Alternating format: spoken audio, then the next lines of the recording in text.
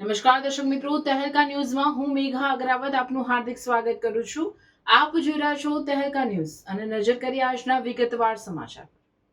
ડાંગ જિલ્લાના ખીરવાણી ગામે મહિલા દૂધ મંડળી માટે નવું મકાન બનાવવાની કામગીરી શરૂ થયા આજે 3 વર્ષ વીતી ગયા છે, છતાં આજની ઘડીએ મકાનનું કામ પૂર્ણ થયું નથી.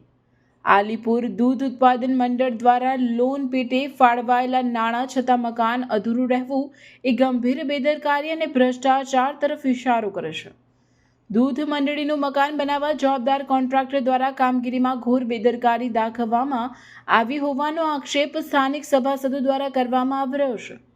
સાથે સાથે આલીપુર દૂધ ઉત્પાદન વિભાગના ઇજનેર અને કોન્ટ્રાક્ટર વચ્ચે મિલીભગત હોવાની પણ શંકા ઊભી થઈ છે.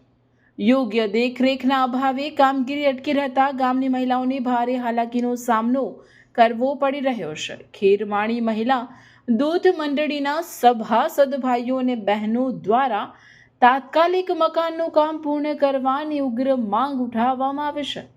જિલ્લા અને રાજ્ય સ્તરના ઉચ્ચ અધિકારીઓએ આ મામલે તાત્કાલિક તપાસ કરી જવાબદાર ઇજનેર અને કોન્ટ્રાક્ટર સામે કડક કાર્યવાહી કરે તેવી લોક માંગ છે. રિપોર્ટર રમેશ મહાલા, ડાંગ.